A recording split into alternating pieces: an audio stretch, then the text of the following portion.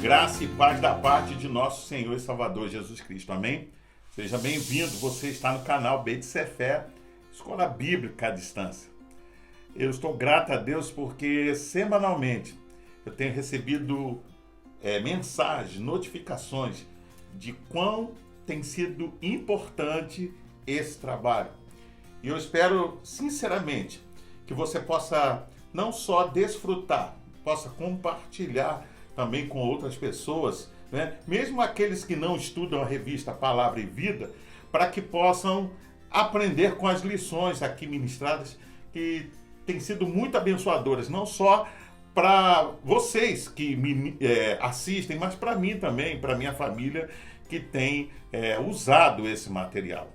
Como já dissemos, nós estamos estudando a revista Palavra e Vida da Convenção Batista Fluminense, e o tema que está sendo usado nesse trimestre é fé e verdade. Reflexões das cartas de Tiago, 1 e 2 Pedro e Judas. Hoje a lição será a número 7 e o tema será o imperativo da santidade. Infelizmente, há pessoas dentro do cristianismo os quais elas pensam que podem seguir a Jesus e ao pecado e viver no pecado ao mesmo tempo. Entretanto, isso é uma falácia. Isso não é possível. Deus nos chama para vivermos em santidade, para a santificação. O que justifica dizer que ela é um imperativo, ou seja, a santificação é um imperativo para todo cristão. Por toda a Bíblia Sagrada encontramos textos dos mais diversos, de todos os livros, que ensinam o dever do servo de Deus de viver em santidade, tendo o prazer de servir. Segundo o comentário bíblico Beckham, diz que os crentes são chamados à santidade, que envolve a obediência à verdade.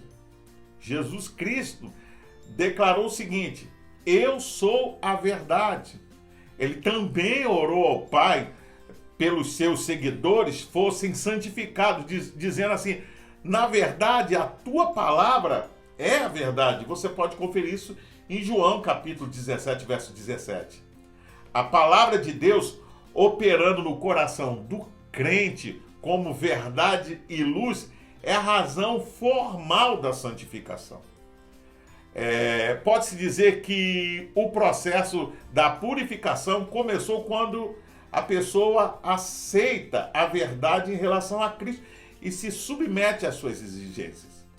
Bennett não considera a verdade, podemos assim dizer, em primeiro lugar, as regras específicas deixadas por Cristo e seus apóstolos, e sim um termo abrangente que engloba todos os meios por intermédio dos quais a vontade de Cristo pode ser conhecida, seu ensinamento e exemplo, a influência do seu caráter e obra e do Espírito Santo.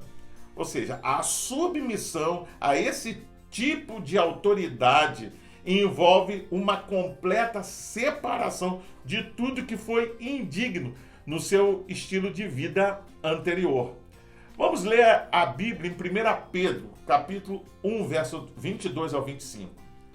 Agora que vocês purificaram as suas vidas pela obediência à verdade, visando ao amor fraternal e sincero, amem sinceramente uns aos outros e de todo o coração, pois vocês foram regenerados, não de uma semente perecível, mas imperecível, por meio da palavra de Deus, viva e permanente, pois toda a humanidade é como a relva, e toda a sua glória é como a flor da relva.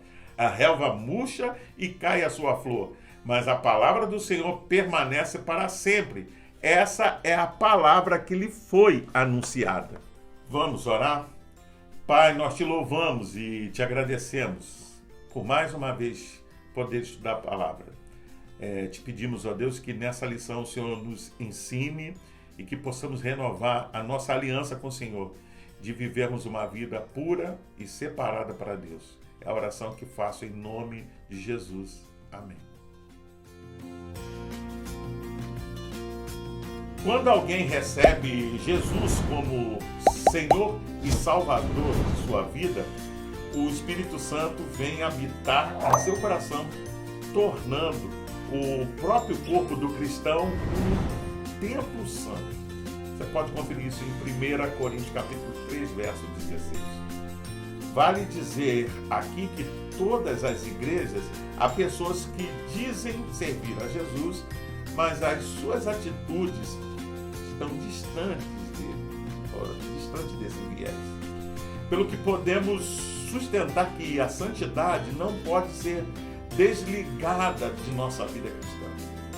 O texto que vamos estudar hoje nos mostra exatamente essa verdade imperiosa para cada servo de Jesus.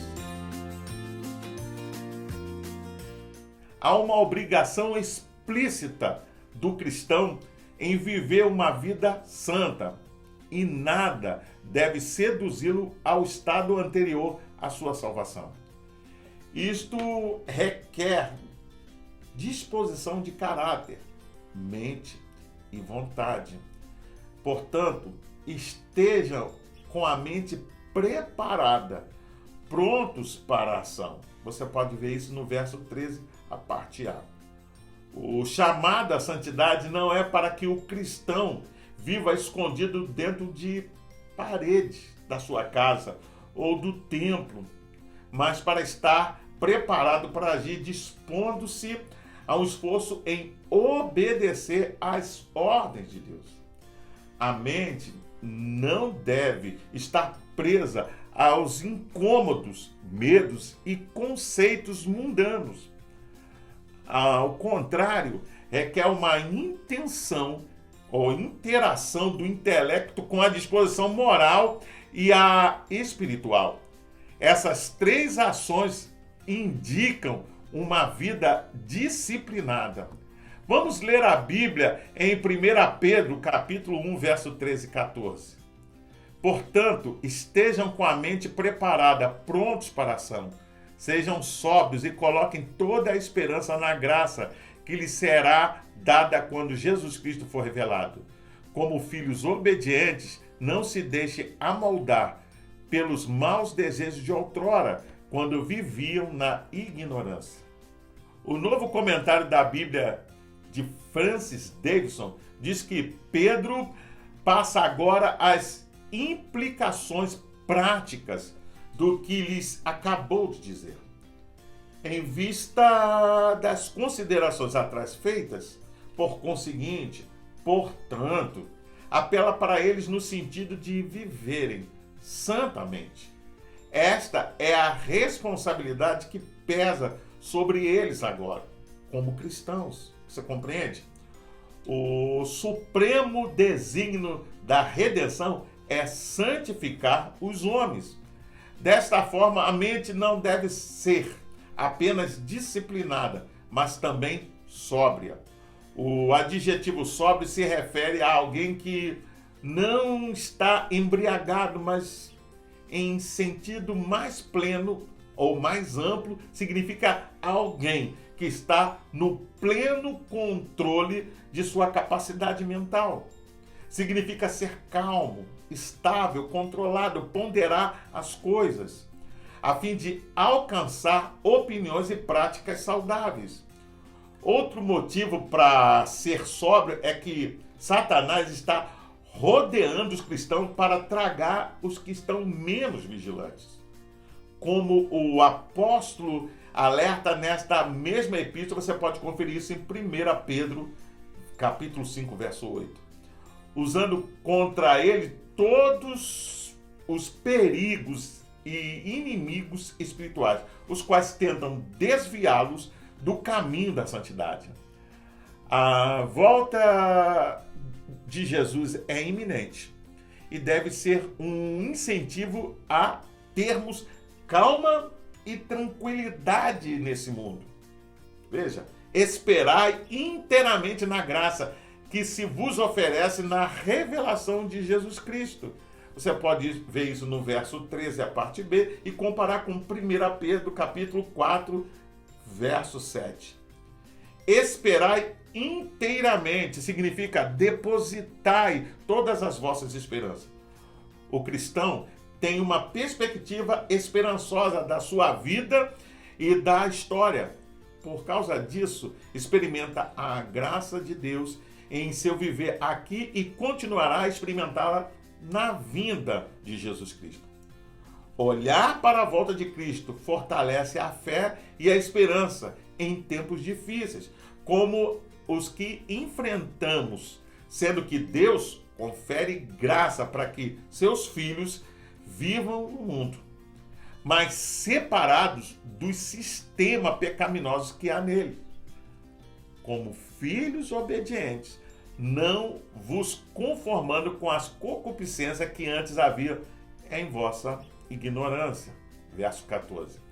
Assim o cristão aprende a não se conformar com o padrão da sociedade mundana, desenvolvendo um caráter e conduta compatíveis com a sua fé cristã. Por terem sido regenerados, os cristãos participam da natureza do Pai, a qual é santidade e requer de seus filhos o abandono daquilo que eram e faziam no passado.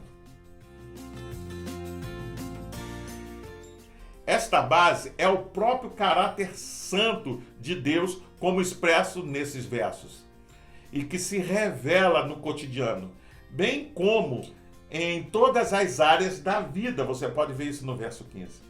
O nosso Deus santo nos chamou, convidou, convocou. Uma vez salvos, somos chamados para sermos santos como Ele é. O padrão é altíssimo, requerido por meio de termos fortes e fundamentado no caráter do Deus Santo. Sede santos, porque eu sou santo. Quem está à altura dessa ordem? O Deus que ordena é o mesmo que capacita o cristão para cumpri-la, sem o que seria impossível, veja bem, cumprir esse processo. Vamos ler a Bíblia em 1 Pedro, capítulo 1, verso 15 ao 17. Mas assim como é santo aquele que o chamou, sejam santos vocês também em tudo o que fizerem. Na versão de João Ferreira de Almeida, revista corrigida, diz assim: em toda a vossa maneira de viver. Pois está escrito, sejam santos, porque eu sou santo. Uma vez que vocês chamam Pai aquele que julga imparcialmente as obras de cada um, portem-se com temor durante a jornada terrena de vocês. O novo comentário da Bíblia de Francis Davidson diz que, no Velho Testamento, o sentido fundamental da palavra santa é separado, retirado do uso ordinário e posto à parte para o uso sagrado.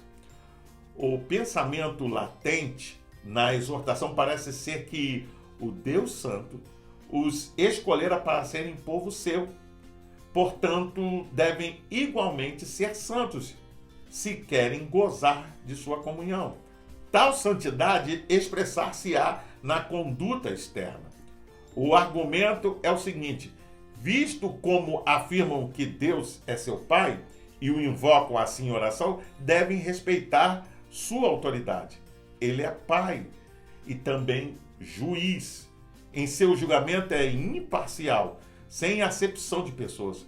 Daí a exortação do apóstolo a que se portem os cristãos com temor durante o tempo da peregrinação deles.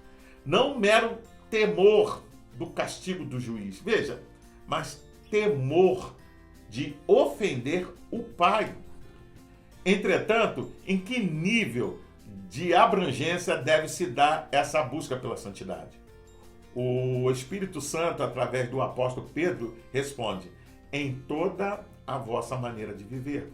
Ou seja, em toda a vossa conduta, comportamento, modo de vida e até mesmo em relação à forma de lidar com outras pessoas. Santidade se relaciona, portanto, com cada aspecto da vida, a saber, pessoal, pública, civil, religiosa, enfim, todos os relacionamentos humanos. Santidade e ética não se separam, porque a conduta ética exigida do cristão é forjada de acordo com o caráter de Deus. Santidade não é um status para o cristão, mas uma exigência do seu relacionamento com Deus Santo, o qual o chamou. Temos aqui um argumento lógico. Filhos herdam a natureza dos pais. 2 Pedro, capítulo 1, verso 4. Nosso Pai é santo, portanto, como seus filhos, devemos ter uma vida de santidade. Além de santo, Deus é justo. Verso 17. Desse modo, precisamos levar a sério a questão do pecado e da vida de santidade, andando em temor durante o tempo da nossa peregrinação nesse mundo, temendo o julgamento divino. Que julgamento é este? Nossos pecados já foram julgados na cruz. Você pode conferir isso em 2 Pedro, capítulo 2, verso 24. E nada ou ninguém pode acusar o cristão novamente. Você pode conferir isso em Hebreus, capítulo 10, verso 10 ao 18. Todavia, quando Cristo voltar, todos estarão diante do tribunal de Cristo, inclusive os salvos. Você pode ver isso em 2 Coríntios, capítulo 5, verso 9 e 10, e leia também 1 Coríntios, capítulo 3, verso 9 ao 15, a fim de prestar contas de suas obras e receberem a recompensa apropriada. Prata e ouro são valiosos e desejados, mas são corruptíveis e desaparecerão. O texto grego indica pedaços de pratas e ouro, ou então pequenas moedas de prata e ouro que eram usadas para resgatar escravos da escravidão.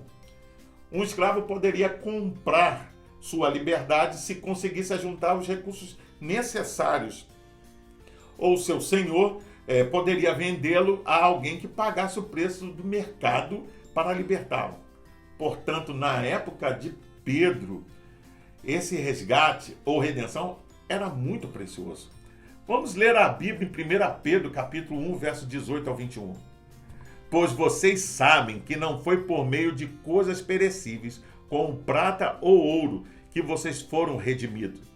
A versão João Ferreira de Almeida, revista e corrigida, diz assim: fostes resgatados da sua maneira vazia de viver, que lhes foi transmitido por seus antepassados, mas pelo precioso sangue de Cristo, como de um cordeiro sem mancha e sem defeito, conhecido antes da criação do mundo, revelado nestes últimos tempos em favor de vocês. Por meio dele vocês creem em Deus, que o ressuscitou dentre os mortos e o glorificou, de modo que a fé e a esperança de vocês estão em Deus. Segundo Moody, Pedro se refere desdenhosamente à riqueza temporal, quando comparada com a herança da salvação, que não tem preço. Já o comentário Ragnus, ao abordar sobre o preço do resgate, diz que Pedro fala sobre o preço da redenção primeiro da forma negativa e depois da forma positiva. Negativamente, não fomos resgatados mediante coisas corruptíveis, como prata e ouro, os mais importantes meios de pagamento da época. Você compreende? Pois apesar de eles serem úteis para o comércio, e eram, eles são inúteis para o resgate espiritual. São insignificantes para nos libertar da antiga vida e nos possibilitar uma nova. Nem todo o ouro da terra seria suficiente para nos resgatar do pecado e da morte. Já positivamente, o sangue de Jesus Cristo é o fundamento da minha, ou seja, da nossa salvação. Devemos compreender que, no entanto, o resgate da vida humana não foi a qualquer preço. O vocábulo corruptível tem o sentido de perecível, ou seja, que facilmente se desintegra, corrompe e deteriora, como o nosso próprio corpo físico, o qual vai definhando durante a vida terrena. Muitas pessoas ainda vivem de acordo com vãs tradições religiosas recebidas de familiares, esperando a salvação através de rituais religiosos, boas obras ou até uma moralidade pessoal. Os judeus se agarravam ao fato de serem filhos de Abraão para a sua salvação. Você pode conferir isso em Mateus capítulo 3, verso 8 e 9 e João capítulo 8, verso 33 ao 34. Os gentios depositavam sua esperança nos muitos deuses. Contudo, nada dessas coisas pode resgatar a vida humana da escravidão do pecado. A palavra resgatados é uma das mais belas figuras da obra de Cristo. A importância desta palavra torna-se ainda maior se lembrarmos de que provavelmente cerca de 40% da população do Império Romano era formada por escravos. Ou seja, quase metade de todo o Império anelava por ser resgatado. O resgate do pecador não é proporcionado por uma redenção corruptível. A herança incorruptível não pode ser assegurada dessa forma, mas é proporcionada pelo precioso sangue de Jesus. É a primeira vez que Pedro usa a palavra precioso em sua carta. A redenção é valiosa, porque se baseia na morte sacrificial de Jesus, a divindade em forma humana. O preço altíssimo pago pela redenção, aliado ao benefício que ele traz ao pecador libertado, constitui juntamente um grande motivo para que ele deseje intensamente a santidade em seu caráter e conduta. Essa é a motivação suprema para uma vida de santidade. A vida fútil, vã, ficou para trás, pois agora é novidade de vida. Pedro faz questão de deixar claro que a morte de Jesus foi o cumprimento de um plano, não um acidente histórico, determinado por Deus antes da fundação do mundo. Você pode ver isso no verso 20. Sob a perspectiva humana, Jesus foi brutalmente assassinado. Mas do ponto de vista divino, o Senhor Jesus se entregou voluntariamente pelos pecadores. Você pode conferir isso em João capítulo 10, verso 17 a 18, Atos 2, verso 23 e Gálatas 1, verso 4. Ressuscitou dentre os mortos e todos os que nele creem recebem a salvação eterna. Em suma, quando refletimos acerca do sacrifício que Jesus realizou por nós, não há outra reação a não ser a de obedecer e viver em santidade para a sua glória. Algo menos que isso é não compreender e até mesmo desmerecer o grande preço pago pelo nosso resgate. Por fim, Francis Davidson, em seu comentário, nos lembra que a redenção foi uma parte do eterno propósito de Deus. Na plenitude do tempo, Cristo se manifestou para tirar o pecado pelo sacrifício de si mesmo. O Evangelho é essencialmente pessoal, que por meio dele tendes fé em Deus. Mediante Cristo, nós cremos e por meio dele também nos conservamos leais a Deus, como um sinal de estar satisfeito com a obra acabada de Cristo e de ser ela adequada à nossa redenção. Deus os ressuscitou dentre os mortos e lhe deu a glória. Deus é o autor divino da ressurreição. De sorte que a nossa fé e esperança estejam em Deus, isto é, este é o propósito que Deus teve em manifestar o Cristo. Note-se como a fé e a esperança estão intimamente ligadas, ou seja, entrelaçadas nessa epístola. Precisamos entender que vivemos em meio à corrupção. A olhar para o lado, tudo que vemos é sujeira. O cristão vive no mundo, mas não pode contaminar-se com a sujeira dele. caminha na podridão de um mundo distante de Deus, mas a partir do momento em que é transformado por Cristo, pecado algum deve se agarrar a ele. Não é porque estamos no mundo que devemos viver como o mundo. Você compreende isso? Você realmente tem esse entendimento dessa dimensão, dessa realidade? O barco, por exemplo, é feito para estar na água, mas ele não pode deixar a água entrar, porque isso faria com que ele afundasse. Estamos aqui para fazer a diferença. Apesar de estarmos no mundo, não devemos viver segundo os seus padrões. Esse é o imperativo da santidade. Para pensar e agir, reflita no fato de que você é chamado para uma vida santa, uma busca contínua para ter vitória sobre o pecado. Desenvolva a consciência de que o padrão que Deus requer de você se baseia no próprio caráter santo dele. A santidade é para ser vivida em meio ao pecado, como a garça que não se mancha no lodo. E a graça vai capacitá-lo para isso, notadamente no expressar amor para com as pessoas. Eu convido você a fazer a leitura diária, que vai de segunda até domingo, onde você vai encontrar diversos textos que vão te ajudar a entender e a compreender melhor essa lição. Você pode baixar também a revista Palavra e Vida da Convenção Batista Fluminense. Basta acessar o link que vai estar na descrição desse vídeo. Você entra, se cadastra e baixa para o seu tablet, celular ou computador. E não só vai poder rever essa lição, mas acompanhar as futuras lições. Pois bem, eu sou o pastor Carlos Guerra e você está no canal BTC Fé, Escola Bíblica à Distância. Hoje nós estudamos a lição de número 7 e o tema foi o imperativo da santidade. Gostaria ainda de deixar uma palavra de recomendação a todos aqueles que assistem o canal, mas não frequentam uma igreja cristã.